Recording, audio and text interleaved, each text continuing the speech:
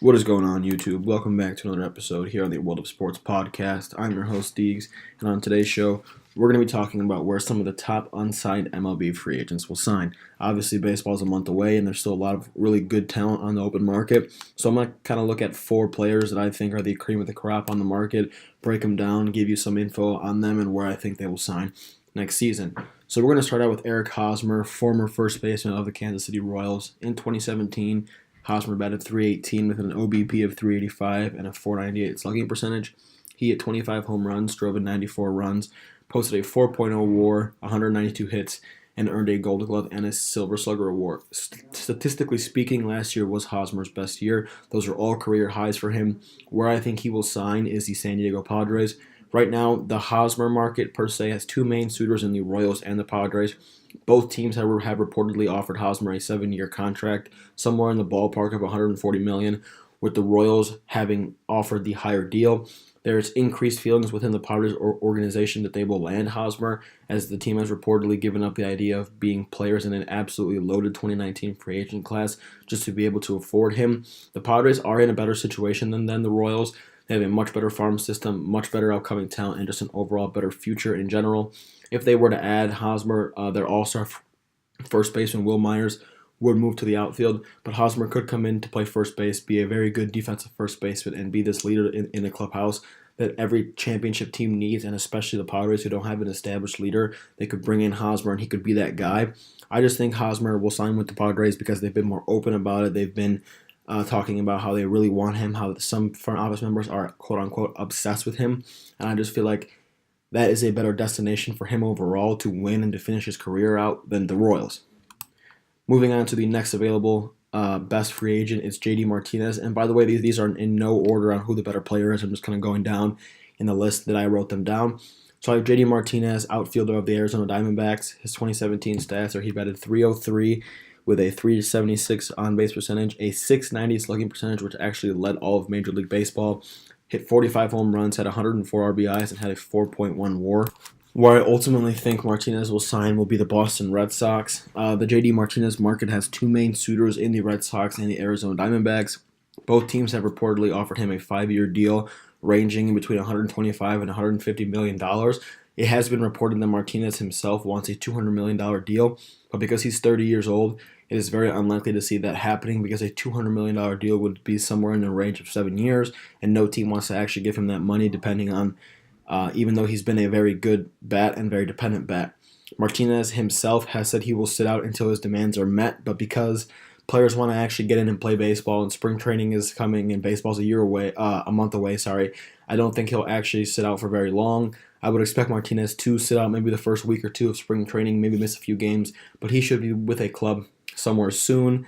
The Red Sox want to add another power bat to compete with the Yankees, who just added Stanton and Judge, and I think that adding Martinez would give them just the overall home run power that they need in that lineup since they've lost Big Papi. It's a better situation to win. Obviously, the Red Sox are contenders every year. Arizona's on their way up, but they play in a very loaded National League West. Pitching concerns with them. Just the Red Sox are a better team and a better situation for a guy who's 30 going on 31 to win at. So I think Martinez will actually sign with Boston and give them the power bat that they've been looking to add all off season. The next guy we're going to look at here is Jake Arrieta, the only pitcher on this list. Currently the number 1 pitcher on the free agent market. His 2017 stats, he went 14-10 with a 3.53 ERA, 168.1 innings pitched, 163 strikeouts to 55 walks, and a 1.9 WAR. Where I think Jake Arrieta will sign is the Milwaukee Brewers. The 2 main suitors for Jake Arrieta are the Philadelphia Phillies and the Milwaukee Brewers. With the Cubs signing Darvish, Arrieta will almost 100% be pitching somewhere else this year because they can't afford to bring him in. Missing out on Darvish, thus not acquiring another starting pitcher, means that Milwaukee should be all in on Arrieta, and they actually are. They're going to have to kind of go pound for pound with the Cubs if they want to compete for a National League West title. And, we saw them bring in Lorenzo Cain and Christian Yelich already. So I think that bringing Arrieta in will just kind of match what the Cubs have done this year. They need to add a high-caliber starting pitcher to that rotation that already features Chase Anderson, Ulysses Chacin, some young guys. And I think Arrieta to come in and kind of get that 1-2 punch with Chase Anderson will actually be really effective for the Brewers. He is 31 years old, and due to the slow market, it is reported that Arrieta wants a short-term, high-value deal, so maybe a 2-year deal with a ton of money involved, which I could see Milwaukee, one, being able to afford and actually giving to him, because there have been reports that because of his age, Arrieta will slow down, and that's why the Cubs were not interested. I think he's a great pitcher. I think he was one of the best pitchers in the second half last year, and the previous year before that when he won the Cy Young. The dude was amazing. So I think there's no reason to expect him to slow down. Everybody gets older, and people obviously regress, but he's been great, and I don't expect him to just go from being great to not being worth anything within a year or two. So adding Jake Arrieta will give the Brewers that true number one pitcher that they need to kind of get over this hump of being kind of a middle of the pack team to actually getting the playoffs.